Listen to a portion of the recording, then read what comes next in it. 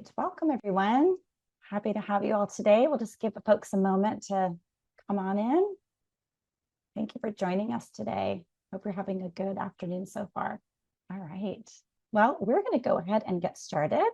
And my name is Julie Webb, and I'm a program manager here at WestEd. And it's my pleasure to welcome you to the Data Leadership Training Series. And I'm very excited to kick off our series again this year. You are here today for session 1, using summative assessment data for understanding and improving systems. And throughout the 4-part series, our focus will be on data leadership in a broad sense. But the information about summative assessments presented today and throughout our series references the California Assessment of Student Performance and Progress, or CAASPP, and the English Language Proficiency Assessments for California, or ELPAC. And so first, before we get started, we want to take care of a little bit of housekeeping. And today we're going to be using the chat feature quite a bit when you're prompted by your facilitators. And we'll use that to reflect and share, but not to ask questions of the facilitators that you need answers to. We actually have another strategy we're going to be using to ensure you get the information you need. So to use the chat today to respond to the prompts and things from the facilitators, you'll be selecting the chat icon that's circled on your screen. It's located in the bottom toolbar of Zoom, excuse me.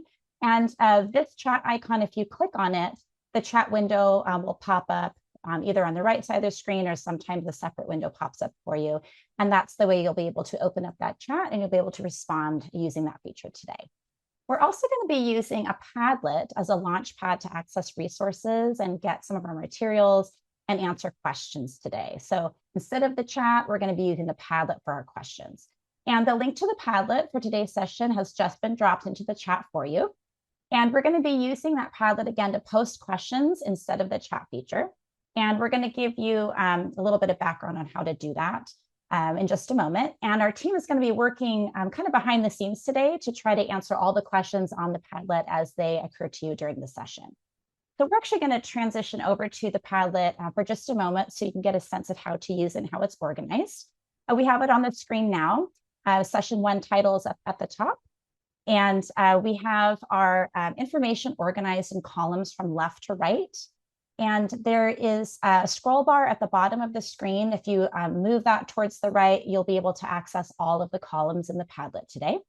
So we'll go back to the left again and show you a couple of things that we have for you today.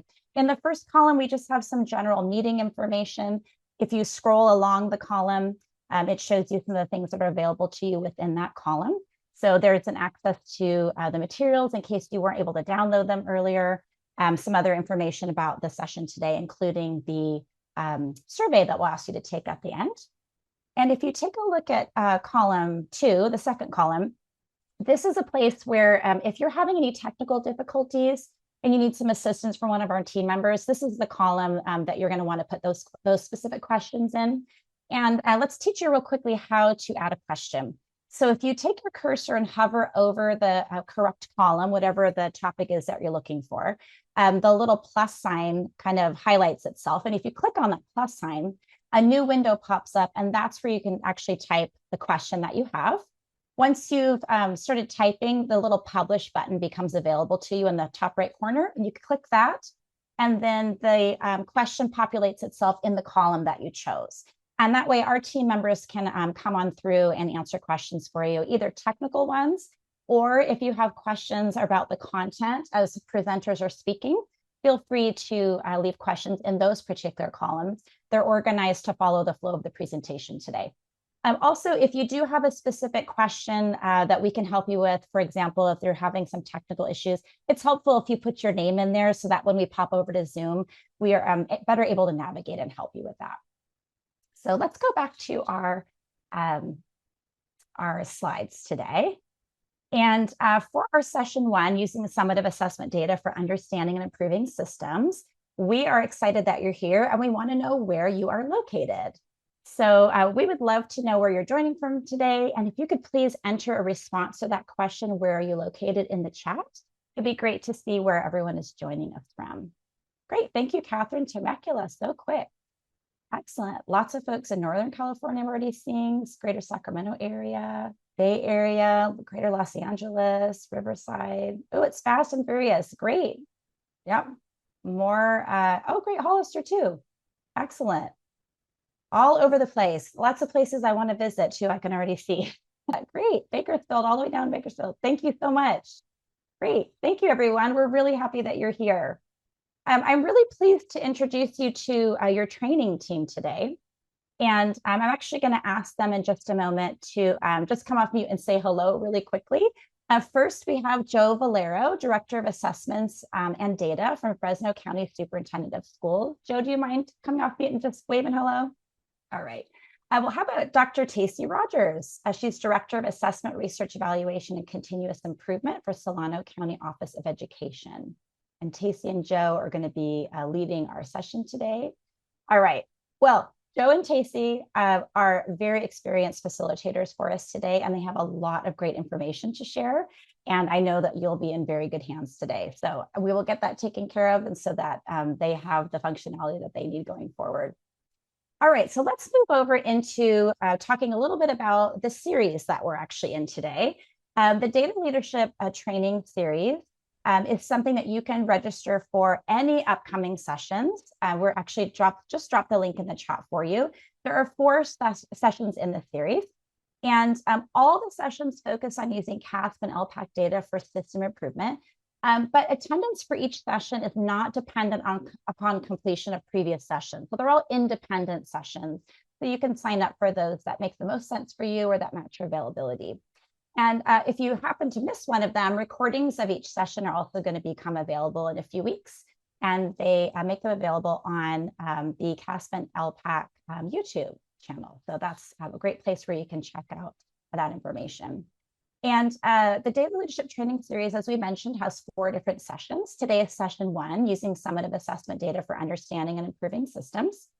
And session 2 happens to be tomorrow, which is creating conditions for data-driven decision-making. And then next week, we have session 3, using data for communication and engagement. And finally, session 4, learning from data leaders. And that session is a little bit different style, where we're actually inviting some different administrators and leaders from different LEAs in California to share some of their experiences using summative assessment data. So we're very pleased to invite them this year. Our agenda for today's learning is as follows. We're finishing up in the next few minutes our welcome and housekeeping section. Then we'll move into our first section, the role of summative data in a coherent and effective system.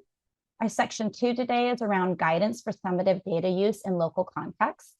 And section 3 is full of resources for the 2025-26 summative data analysis. All the things you're going to need that CDE and ETS provides, a great summary of those resources for you. And then we'll do a quick wrap up at the end. And again, we'll ask that you take a few minutes to give us some feedback in a survey today.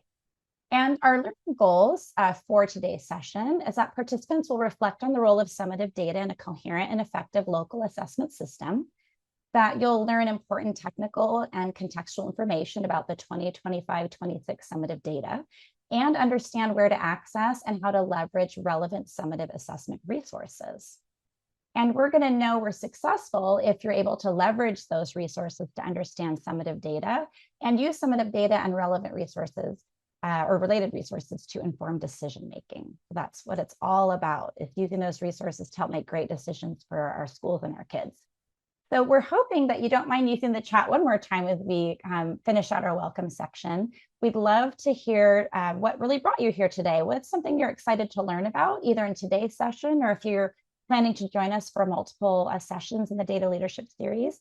What is pressing for you? What's something you're hoping to learn or something you're excited to hear about today? You can use your chat feature to add some responses. Data accuracy. Oh, learning from Joe, the data king. Oh, that's great. He is the data king. All right, using data to support our students. What are some great practices for that? For sure. And not just our students, our families and communities too, right? There's a lot of interest holders who care a lot about our summative assessment data. Understanding the resources available, using those resources effectively, such as SIRS and other resources that CDE provides. Great. Resources that you can use to support your local context, for sure. That's wonderful. Well, I'm very happy to announce that you will actually be able to hear a lot of those resources in today's session. But of course, in session 2, 3, and even 4, there's even more resources that get described and shared in those sessions. So we hope that you can join us for those as well.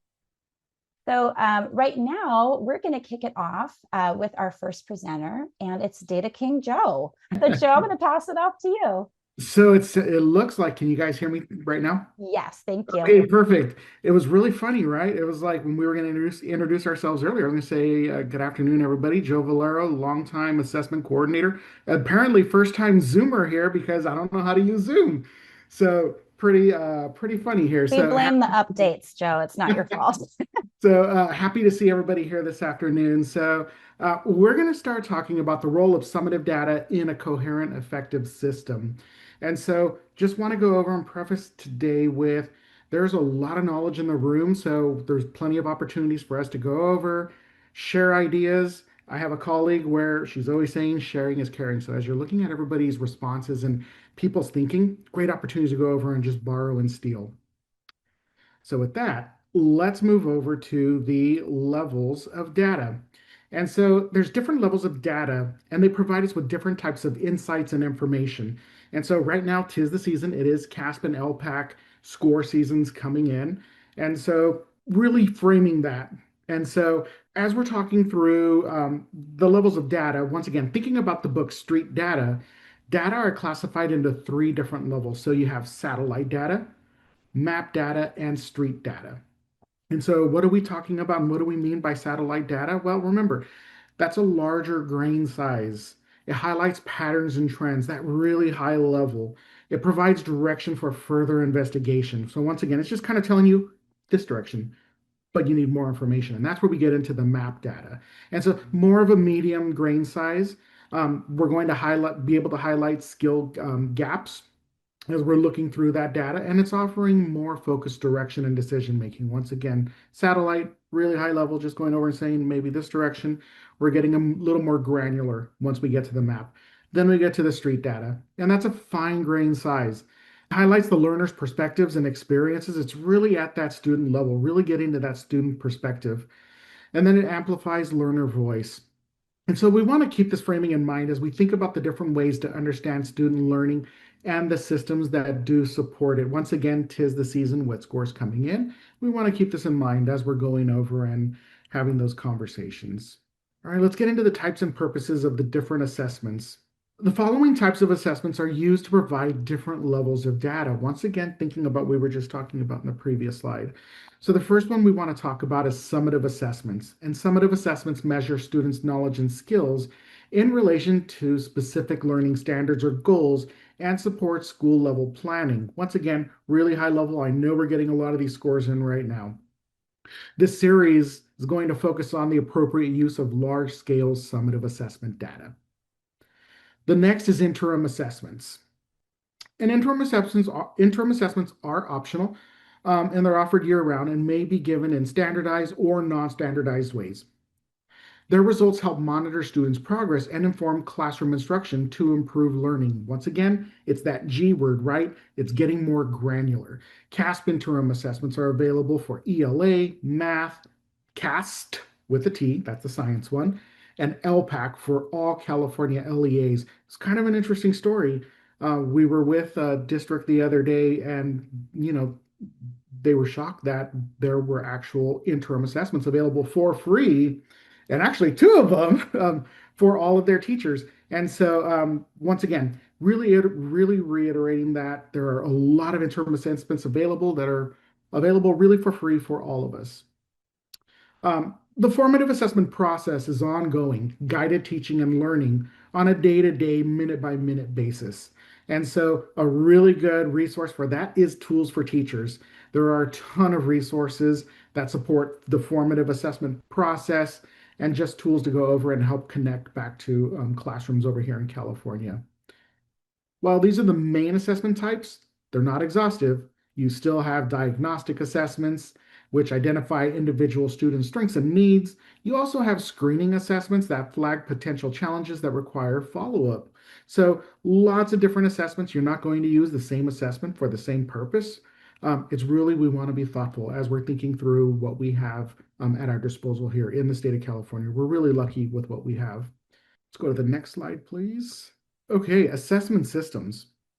So we've discussed the levels of data and the types and purposes of different assessments. So let's situate this information within a system of assessment. So we're going to drop a link to the Padlet into the chat in just a moment. And so you're going to follow the link for that Padlet, and you're going to locate the infographic, and it's called Components of a Coherent, excuse me, Components of a Coherent and Effective Assessment System. It's going to be handout 1.1. So on your own, you're going to read that infographic. It's really good, really helpful. I honestly print it out, put it on the wall. And then we're going to respond to some questions that we're going to have within the Padlet. And so those two questions are, what assessment tools and practices are currently in use in your local educational agency? Thinking about your context, where do you notice gaps or misalignments in your system? And then how is evidence from different assessments used to inform decisions? Choose either the classroom, the school, or district levels in your response. And once again, those are going to be in the Padlet. So once again, let's take a few minutes. You're going to navigate to that Padlet, locate the infographic. Once again, it's called Components of a Coherent and Effective Assessment System. Read the infographic, and then there's going to be follow-up questions on the Padlet. We'll take a few minutes and then we'll come back. Once we've had a chance to go over and read over the components. Ooh, great. Somebody was already reading my mind. I was about to say, feel free to go over. You'll see the questions right below. If you scroll right below that, you're going to see the actual 3 questions that are popping up. Once again, what assessment tools and practices are currently in use in your local educational agency? Where do you notice gaps or misalignments in your system? And then how is evidence from different assessments used to inform decisions? Choose either the classroom, school, or district levels in your response. And this is the great part. This is where we get to go over sharing's caring. We get to hear all the different ways that we're using it. I love it. So we're seeing some interim assessment use, tools for teachers, interim assessments. Here's a keyword that I'm already seeing starting to pop up in here. It's the word use, which I love because there's a big difference between using assessments and giving assessments. And so just wonderful, wonderful to go over and see that word use, using interim assessments, using data, using assessments. We use benchmark assessments, some interim assessments, got some universal screeners, interim assessments for ELPAC, love it. We see IABs, FIABs. I was in a district the other day, and they kept saying we use FIABs, FIABs. I'm like, what's a FIAB? It was FIABs. Oh, that's right. Okay. Lots of interim assessment use. Love it. Looking also now at some of the gaps. I don't know if you're seeing anything also, Tacey, as we're seeing a lot of these responses come in. School-wide alignment, interim assessments. Not all teachers are using IABs or even common assessments. I would love to add the word though, yet, right? There's a gap. So sometimes it's just identifying it and it's what are we going to do about it? I really value your when you called out handout 1, Joe, because in that scenario where not everyone's using it, but maybe some are using the interims, the handout really gives us some good language to support the why, what is it for, the purpose. I really like handout 1. I was already thinking maybe I need to screenshot some of those explanations to take it embed it in my presentation. I love it. Just looking at different assessments now. So looking at students' testing and assignments, how well understanding the materials. Ooh, targets and claims are starting to pop up. I love it, right? It's when we get to that really high level. Once again, we were talking about satellite data. It's really high, but after a while, you can start getting more and more granular until eventually you get down to that student level. Some the data that's a little more actionable. Wow, lots of responses in here, and I can't keep up to it. Just great insights.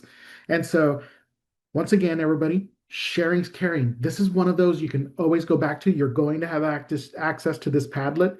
There's a lot of information that we're getting today. It's one of those we could always come back and then read some of those responses down the road. Sorry, I'm just looking at my other screen right here. So perfect. Thank you all for going over and sharing your thoughts on the Padlet. And with that, we're going to get back to the presentation here. And let's move over to summative data in a coherent and effective assessment system.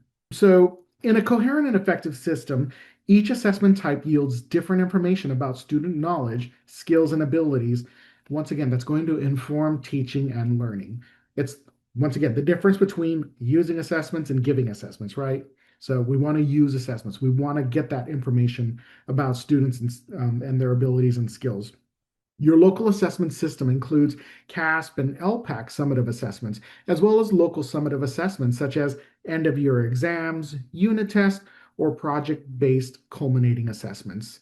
These summative assessments may be locally developed or sourced from curricular materials. A lot of these programs now have a lot of assessments already embedded into them. Data from summative assessments provides an overall description of student learning status at the end of a learning period, but does not immediately inform ongoing instruction for individual students. Once again, we're talking about summative here. Summative assessment data is comparable and can be used to understand student learning as student group, school, or LEA, or even state levels. Once again, summatives, they're all very similar. It also supports program level and school improvement planning when combined with other measures. You want to go over and I believe it was a video that our colleagues at CDE and ETS created explaining the new achievement level descriptors, which we're going to get into in a little while. But it was just, there was that one quote in there where it was summative assessments plus grades and qualitative and everything that the teachers are seeing. When you combine everything, you get a more comprehensive view of your students. In session 3 of the series, we're going to provide information about how to communicate about summative assessment data with various educational partners and interest holders. This is actually one of my favorite series just because it's so hands-on and you get so much information that you could just use. Let's talk about CAASPP and ELPAC summative assessments. So in this training series, we're going to focus on state summative assessment data. Once again, we said it earlier, 'tis the season, right? We have a lot of scores. We're very data rich right now. The statewide CAASPP includes multiple summative assessments administered to students across the entire state of California. The assessments include Smarter Balance summative assessments. Sometimes you'll hear us say SBA, ELA, and mathematics, and the California Science Assessment, once again, or the CAST. These assessments are required for all students at designated grade levels. The California Spanish Assessment, you'll hear us refer to it as CSA, is an optional summative assessment for students in grades 3 through 8 and high school. We have a lot of schools in our area that are dual immersion schools that utilize the California Spanish Assessment. CASP also includes the California Alternate Assessments, CAAs, for ELA, mathematics, and science. In addition to CASP, California offers LEAs the summative ELPAC and summative alternate ELPAC assessments. Each summative assessment provides educators with critical information about student knowledge and skills in content areas. Summative data used by educators. And so, why might we use those or how might we use those? Well, we use them, to guide decision making. We use them for identification of inequity and ways to address it. We want evaluation of efficacy, of current initiatives. What did we do? What was contributing to these scores? Foundation of programmatic planning. And this is something we want to take a really quick step back with this one. This is a very different world we live in today than what it was 6, 7, 8 years ago when some of us were in the classroom. When I was in the classroom, we got our scores back August, maybe September.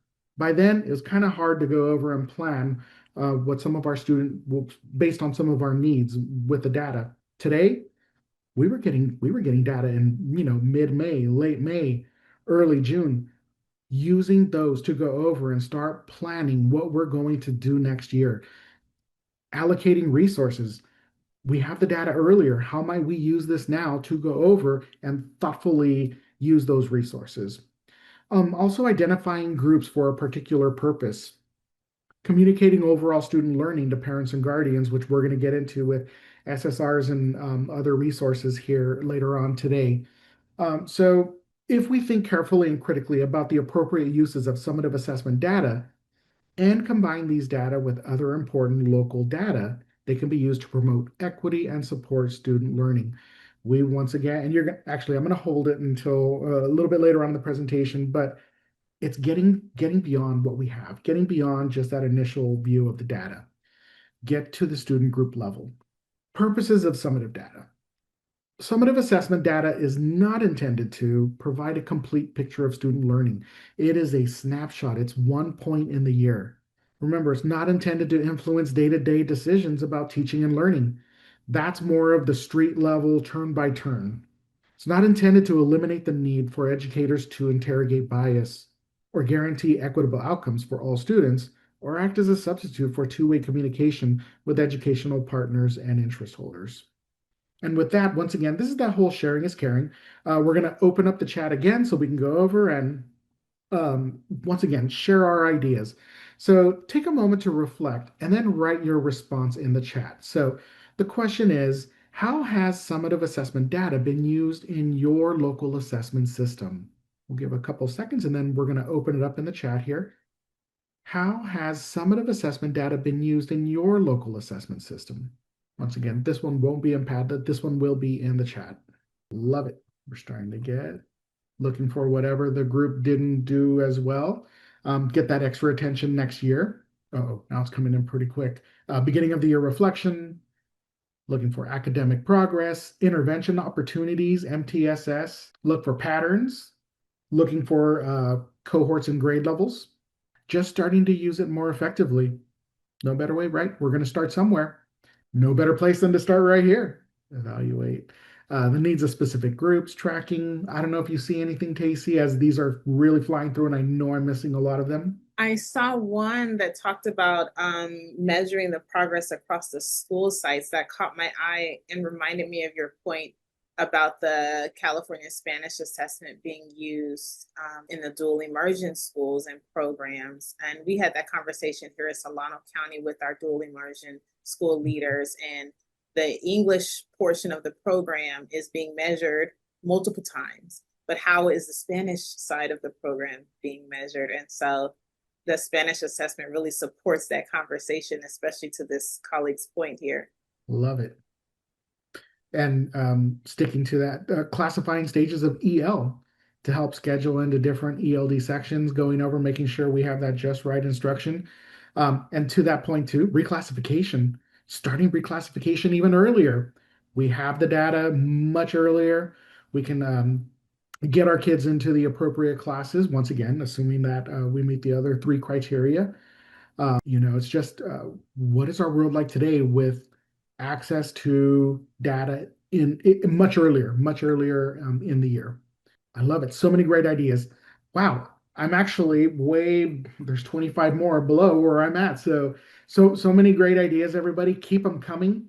And so it's that sharing is caring. Go back, read what people have in there, and then, how might we infuse it into our systems that we have? Not throwing out our system, but just going over and, taking little bits here and there and either infusing it, weaving it, however we want to say it, into what we do. And so thank you everybody for going over, sharing your thoughts. And so I'm going to turn it over to Dr. Tacey Rogers right now to take us into our next section.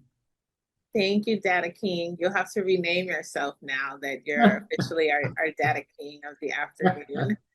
Good afternoon, everyone. My name is Dr. Tacey Rogers. As mentioned, I'm here at Solano County Office of Education here in the Bay Area. I'm so thankful to be in this space. I saw many of my colleagues' names pop up in the chat. We work so closely here in the Bay Area, and so I'm thankful to be with like-minded individuals this afternoon, including our Data King, Joe from Fresno.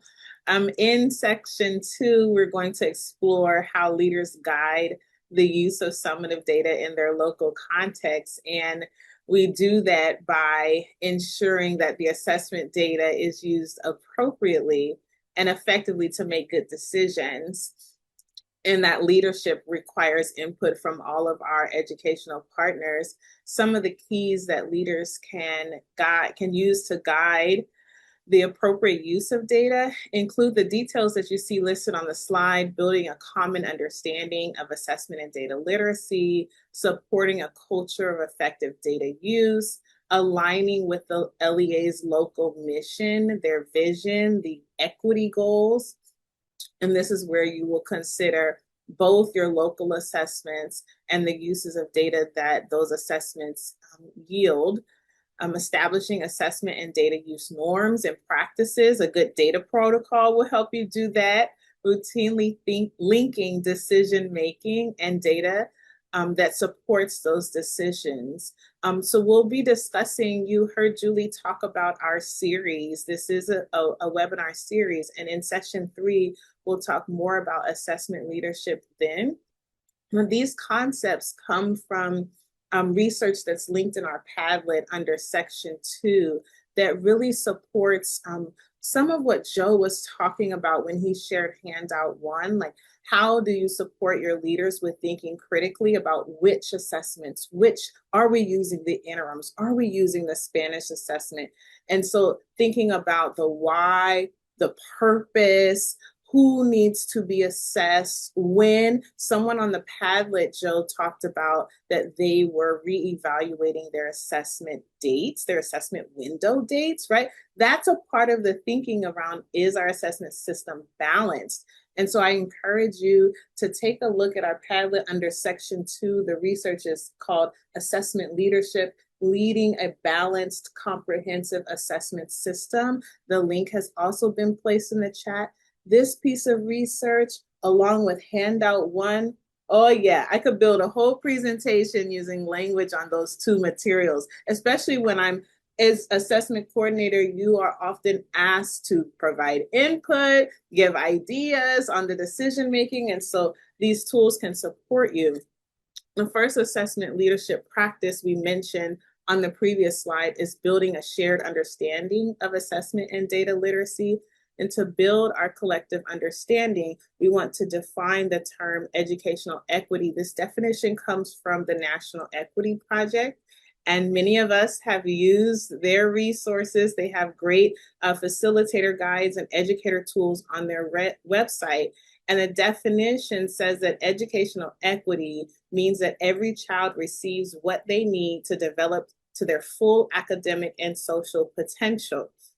Meaning that as we work towards equity, we're ensuring high quality outcomes, that we're interrupting inequitable practices, and we are discovering our students' unique gifts, all in that process. And it's continual. There's no mention in the definition around an end point. I want to call that out. Summative assessment data helps us provide an understanding of your system and the learning outcomes it produces to make improvements. That's what Joe was talking about.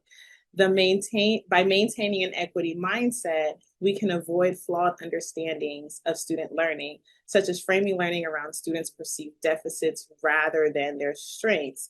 An equity mindset includes those items, these kind of priorities that are listed on the slide. It places an explicit focus on centering equity in conversations around data use, requires the active interrogation of implicit bias, ensures that those on your team working with student data consider the learners as individuals. It challenges beliefs and supports learning and does not confirm assumptions and biases, and rather seeks to identify and address barriers that drive, observe, inequity. So we'll dive deeper in session 2 and 3 of these series to this equity mindset in data use. But I do want to say that of those listed on the slide, here in Solano County, we've been talking a lot about the third item that says considers individuality, and reminding ourselves as the data users, owners, and managers that we remember that these are humans, these are our students that deserve to be served.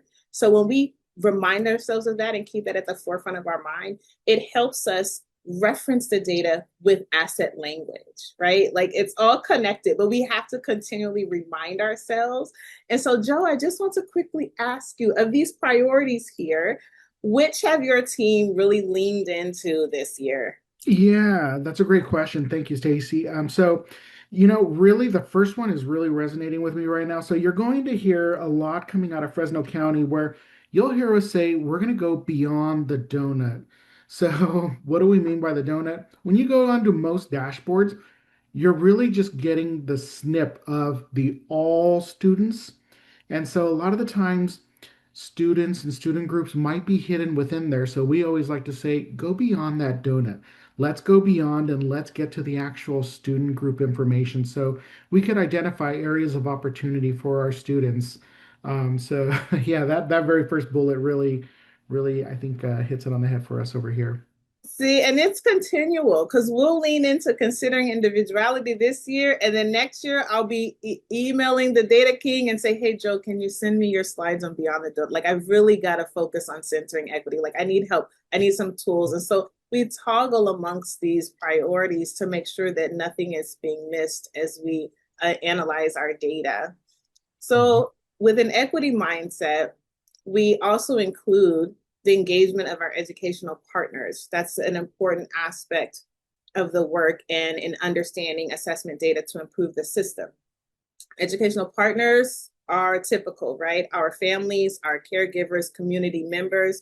And without engaging those educational partners, we are risking missing the important information about the learning, and we're drawing incomplete conclusions because we only can see one side of our system. These partners have valuable information to contribute that may not be recorded anywhere else in the system. You heard Joe talk about the satellite map and street data. If we're not going down to the street, we might miss something important.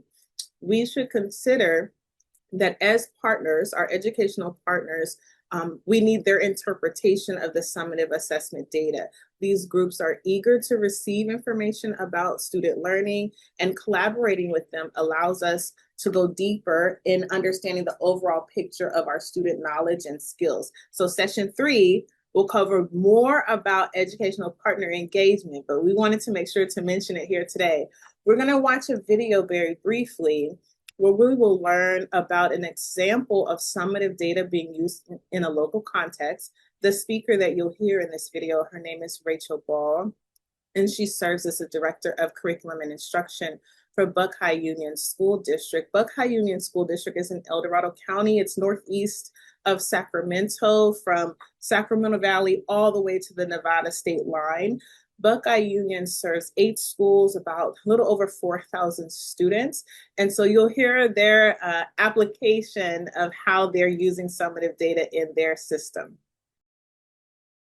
Teachers at Buckeye Union School District in El Dorado Hills are using the Smarter Content Explorer to build their assessment literacy and gain a better understanding of how California's Common Core standards appear in Smarter Balanced assessment items.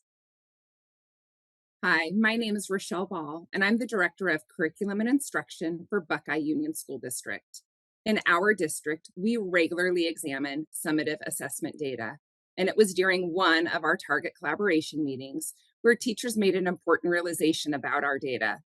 They noticed the data showed that students needed support with certain standards that the teachers thought the students had already mastered. We realized we needed a better understanding of the assessments themselves to help us make sense of this discrepancy, because it's frustrating to teachers and students to see data that doesn't seem to line up. We showed the teachers how to use the Smarter Content Explorer to view assessment items to help them get a better understanding of the rigor of the assessment and how the standards are presented to students. Teachers quickly realized that the way the standards were being taught didn't always align with the way those same standards are being assessed. They were surprised by how many different ways the standards appeared across item types. They found so much value in the Content Explorer that they decided to make a resource document that has links and shortcuts to specific items that they want to share with the students. Now, our teachers and students review items that relate to the standards, their teaching and learning, so that everyone has a better understanding and awareness of how their knowledge and skills are being assessed. Around how her team built it and why. Because when I listened to this video, I immediately was thinking, I need that document in my hands. So if you're like me, I'll be in session 4 to hear Rachel walk through how they use the tool. And it connects also to something I saw on the Padlet where ensuring that our educators across the system understand the why of assessment, what's really being measured. Joe talked about that too, the fidelity of an assessment administration. We're going to move on from talking about the context of the 25-26 administration to discussing a number of resources that are available to us as we analyze our summative data for our organizations. So the test results for California's assessment webpage, the acronym that we'll use this afternoon is TRCA. The website provides information about CAASPP and ELPAC assessments and offers aggregate data to the public. Claim level data for Smarter Balance, ELA and mathematics assessments, and domain level data for CAST with a T, the science test, are available for student groups of 30 or more. Composite domain and overall results for the California Spanish assessment are also reported on the TRCA website. And we have some, I mentioned the dual language immersion sites in our county who are administering the CSA, so we'll be looking forward to that data this year. Since 24-25, aggregate composite claim information is viewable for student groups of 11 or more for the Smarter Balance ELA and mathematics assessments. Composite claim areas for ELA are reading and listening and writing and research, and the composite claim areas for mathematics are concepts and procedures and mathematical practices.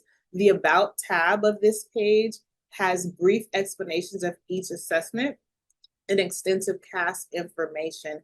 We are required by federal law to report the results publicly, and in that reporting, we should also remember that our analysis needs to have awareness of the variation of administration during the 2020-2021 school year. So the link to this score reporting website is in the resource guide and on the Padlet. Users can perform several functions with the TRCA website data. School district state comparison lets users search for a school and compare its results to the LEA and to the state.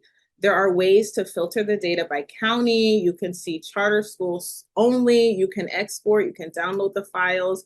For Smarter Balance, ELA, and mathematics summative assessments, there are change over time reports, and they show student group or cohort progress over multiple years. For the California Spanish assessment, it will now include comparison data starting this year. For science summative assessments, change over time comparisons differ because the science assessments are not given at consecutive grades. Users can compare science cohorts to a single grade, for example, an annual grade 8 cohort, or track the same cohort over 3 years from grade 5 to 8. This method is challenged by student attrition. However, you're following students with this method. So we find it really valuable in cohorting students because we're really trying to see if we can follow as many of the students at the same time, the consistent group of students over time. So we often cohort our data whenever we can. There is more about the science comparisons in the article. Science is coming to the California dashboard. What administrators, school leaders, assessment coordinators, and data analysts need to know. And a link to this article is in the resource guide. Performance trend reports show the performance of 2 student groups within a single cohort over time. And finally, the research files are also on this website for complex analysis and customized reporting. So when I mentioned that us in Solano County, we like to cohort our students, we use the research files to do that as much as possible. The files are on the assessment tab, and you can customize the research file before downloading it using the filters that are on the website. If it were up to me, we would spend the rest of this session talking about how wonderful the research files are, but it's not up to me. So we'll keep going and talk about some additional resources that are on the website. Scale score percentile tables. They contain the cut scores for each percentile grouping for grades 3 through 8 and grade 11 for ELA and mathematics, and for grades 5 and 8 in either grade 10, 11, or 12 for science. The average scale score requires data from 2 consecutive years of full participation testing. The data summary and cross-tabulation resource allows users to download state CAASPP summary data for all students, specific student groups, and cross-tabulations by student groups. The designated supports and accommodations assignment data files provide the number of accessibility resources assigned to students and do not indicate the number used by the students. These resources are linked from the TRCA website, which is linked in the Padlet and also in the resource guide. So they're all curated there for you. Smarter Balance ELA and Mathematics and CAST reporting, achievement level descriptors or ALDs, and labels used in the student score reports or SSRs were revised in 2025. The ALDs are also used on the TRCA website. And so just to recap, we have 4 achievement levels. Previous reporting levels were level 4, standard exceeded, level 3, standard met, level 2, standard nearly met, and level 1, standard not met. The new reporting labels are level 4, advanced, level 3, proficient, level 2, developing, and level 1, minimal. The 3 ALDs for the CSA are high degree, moderate degree, and limited degree. These changes were made in an effort to improve clarity, accuracy, and actionability of test results reports for families, educators, and the public. And some of the comments on the Padlet that you all noted when Joe uplifted those 3 questions were emphasizing the need for clarity for not only our families, but for our educators as well. So new and updated materials will be available to help communicate the revised ALDs to different audiences. The updated materials include what do the scores mean document, a next steps document, sample items and student work at various levels of proficiency, presentation slides, flyers, dialogue guidance resources, public service announcement videos. So for me, I'm going straight to the presentation slides because like this session, I need to have slides, and it's even better if there are presenter notes included because now you're telling me what to say, helping me formulate my language. These resources will all be available on the Starting Smarter website and the CAASPP and ELPAC website. A link is provided in the resource guide.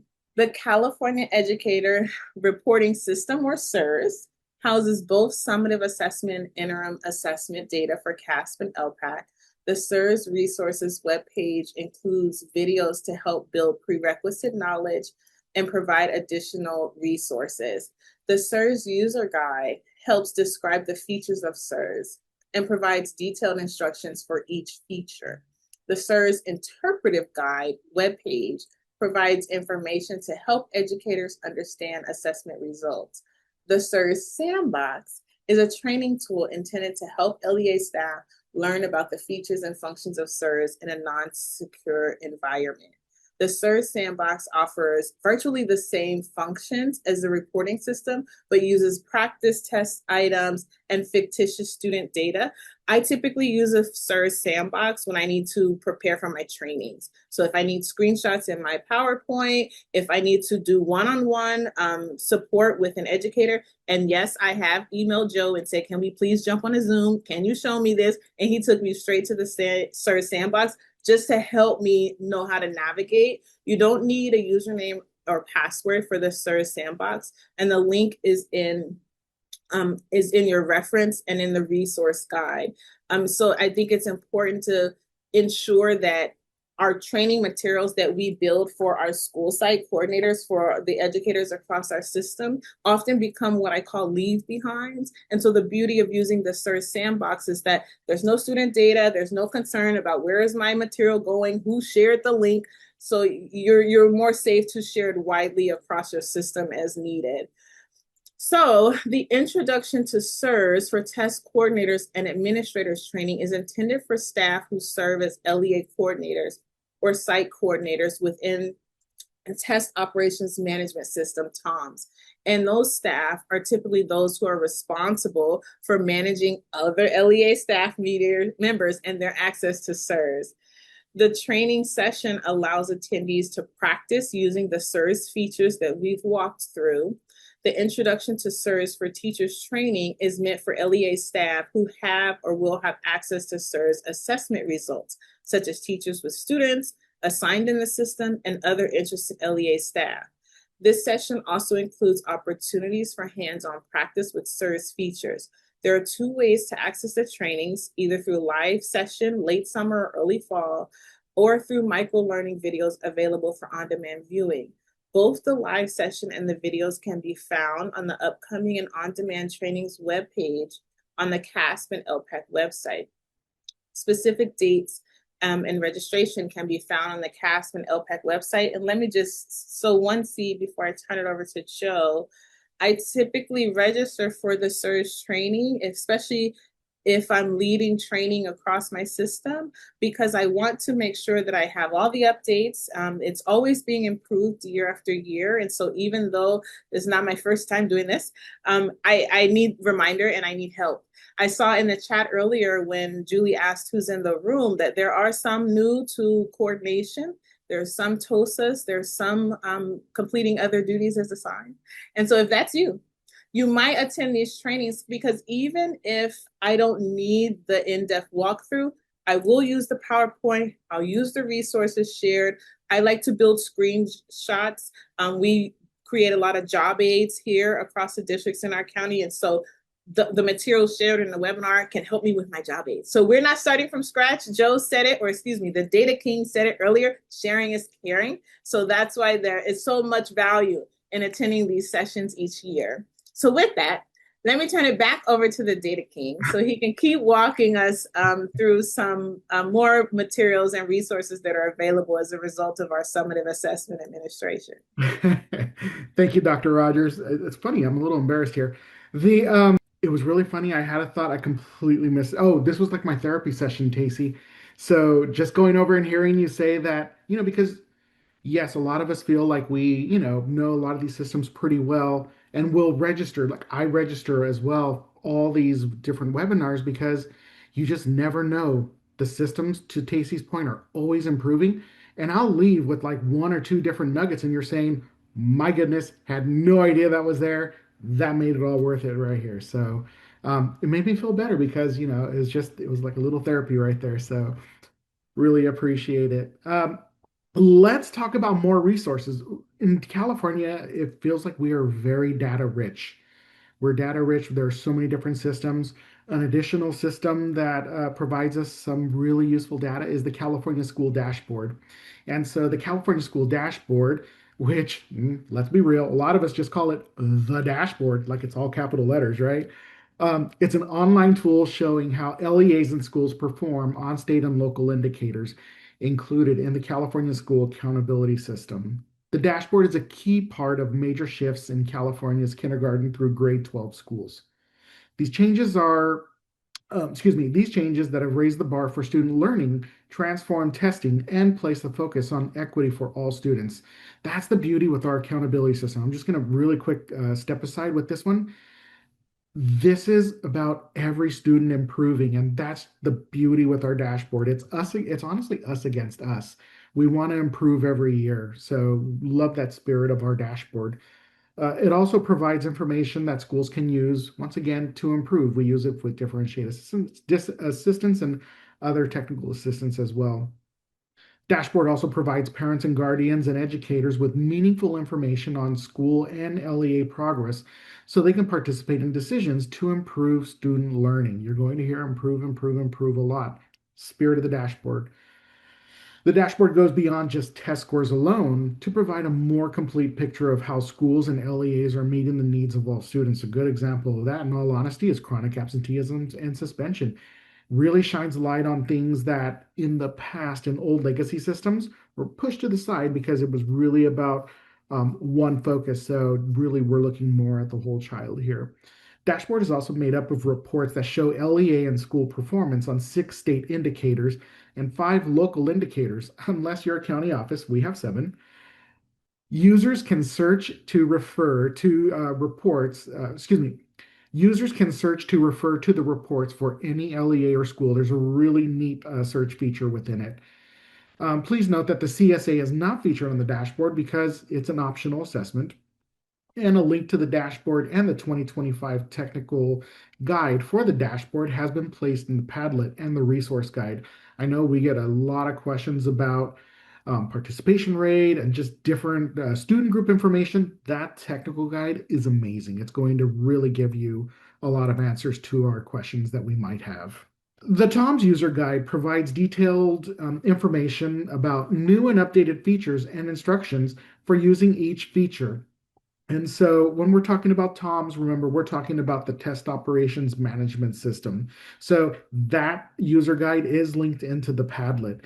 And so just a reminder that TOMS does allow LEA coordinators and site coordinators the ability to do the following. Now, what I'm going to get into here specifically is specific to LEA coordinators, but site coordinators have a lot of different abilities within TOMS as well. But once again, sticking to the LEA coordinator here, you're going to be able to manage CAASPP test administration, download data, including CAASPP student score data files from past administrations or even the current administration right now. If you haven't gone in, if you're a coordinator, especially LEA, and you haven't downloaded that student score data file, I would download it. It is so rich in information. It's a little over 300 columns long, but there's a great resource, um, the data file layout that'll explain what you're looking at in there. Um, LEA coordinators also have the ability to access LEA and site reports, including the following: student demographic snapshot reports. Hey, if you don't have access to CalPads and you want to see what that demographic information is, download those student demographic snapshots. It's whatever was in CalPads as of 5 o'clock the day before.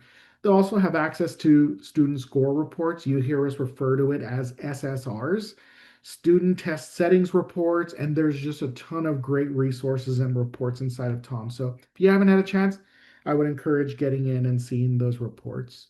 Speaking of SSRs, there are sample student score reports. Remember, SSR, student score reports. And those can be found on the CAASPP and ELPAC SSR and Reporting Resources webpage and on the Starting Smarter website. The key changes to SSRs for the 25-26 school year are the new achievement level descriptors. So remember, those changed. You're going to see the new labels on there. But those SSRs are just so super rich with information for parents. So if you haven't had a chance to go over and see those, you'll be able to see those on those two websites that we referenced.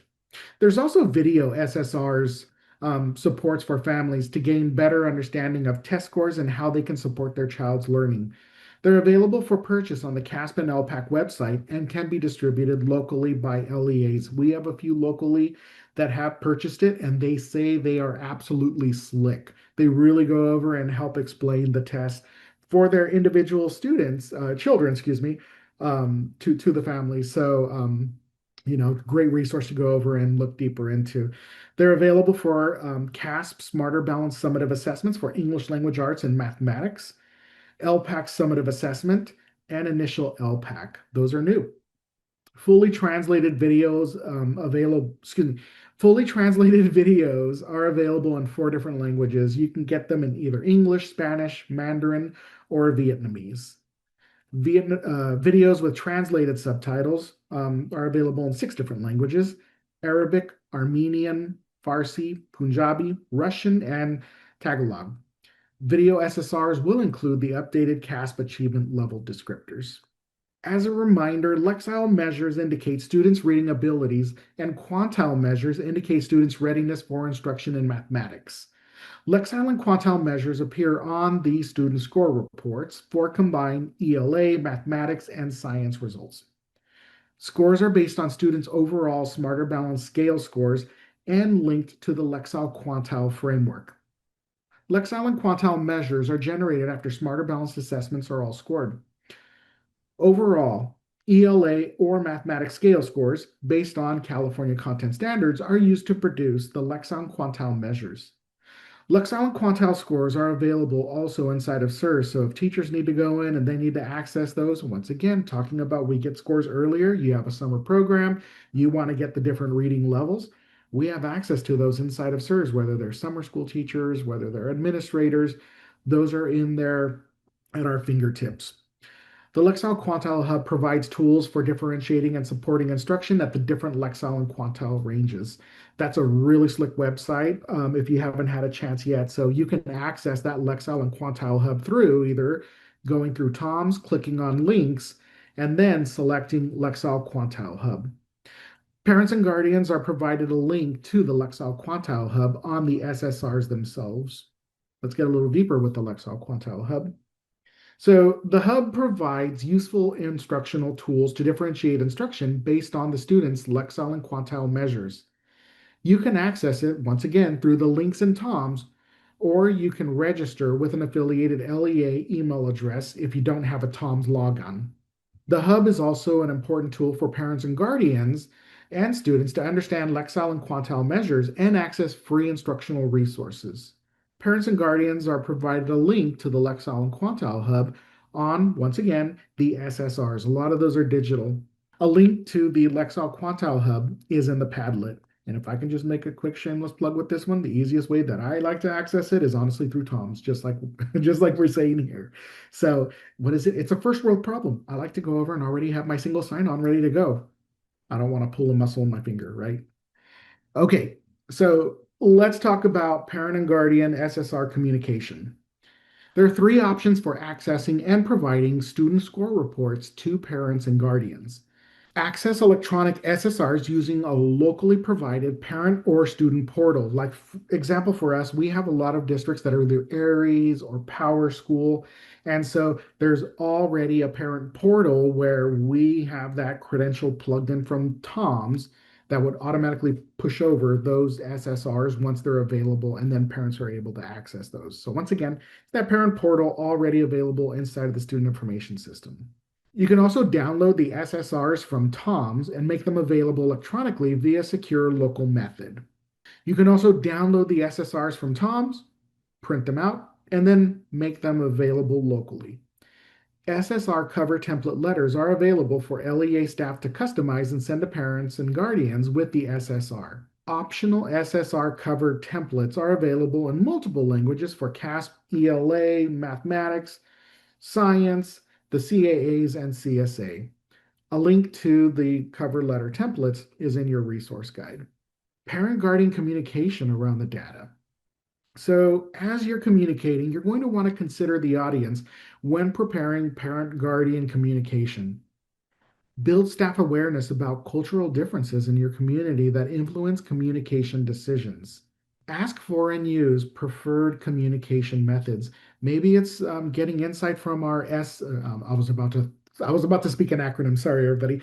Like our school site councils, our parent groups. It's an opportunity to go over and gauge and just see what might we use to go over and communicate those SSRs out. Remove any potential barriers such as access to technology or translations or interpretation services and knowledge about data and assessments. Sometimes, we look at things, or sometimes I'm super guilty of this. I get very jargony and I forget that, what? Who am I talking to? Who do I need to communicate this with? Do I need to speak an acronym? Do I need to, read it out instead of going over and once again speaking acronyms? Oh, I always like to throw the joke in there. Sometimes I just make acronyms up just to see if people are going to nod along with me, just because we're such an acronym system here in education. You're going to want to anticipate any potential questions or concerns and be prepared to address them. Growth model. The growth model is a way of measuring the growth of students' assessment scores year to year based on their statewide assessment scores in ELA and mathematics. Growth is different from achievement. Achievement shows how much students know at the time of the assessment. Think of it like a snapshot. Growth shows how much students' scores changed from one grade level to the next. Because consecutive years of results are necessary to calculate growth scores, they are calculated for grades 4th through 8th. So remember, you need those 2 consecutive years because you're looking at the same students. Grades 3 and 11 will not have growth scores because there are no prior year test scores. Growth scores will be reported at the individual student, let me rephrase that. Growth scores will not be reported at the individual student level and are only for student groups schools, and LEAs. More information about the growth model has been linked in the Padlet and in the resource guide. CAASPP and TOMS file Excel dashboards. So remember we talked about, the file was over 300, it's over 300 columns long. Well, it's a lot of information. And so one county office considered how they might help other local schools and districts to communicate out their CAASPP and ELPAC summative assessment data. So our colleagues at the Sacramento County Office of Education developed a Microsoft Excel dashboard to help administrators display and share CAASPP and ELPAC data in their local contexts. The dashboard leverages CAASPP and ELPAC student score data files available in TOMS. Once again, we just download it and automatically, you plug it in and it automatically generates data visualizations to help in analysis and reporting. Data visualizations can be filtered according to the different criteria, and an instructional video was even created to help get you started. And so if you are really interested in it, there's more information about this tool in the resource guide. I would also encourage, there's actually a column in the Padlet where it's the Regional Assessment Network, or RAN. Dr. Rogers is one of the members of RAN. I'm on RAN as well. But look up the person in your area, and we all work with each other. We collaborate with each other. We work closely with Sacramento County, so we're waiting here like those old Mervyn commercials when when scores come out. It's like open, open, open. Is it ready yet?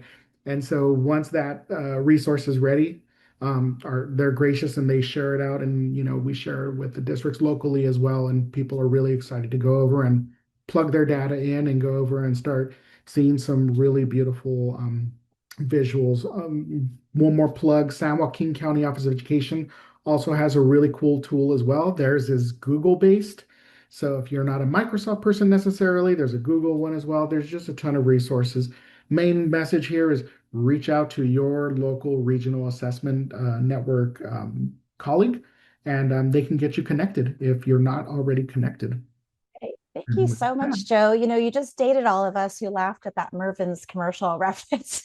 It's a classic. I'm sure it's on YouTube. We should all take a look at it. Well, we're here already at the tail end of our webinar today.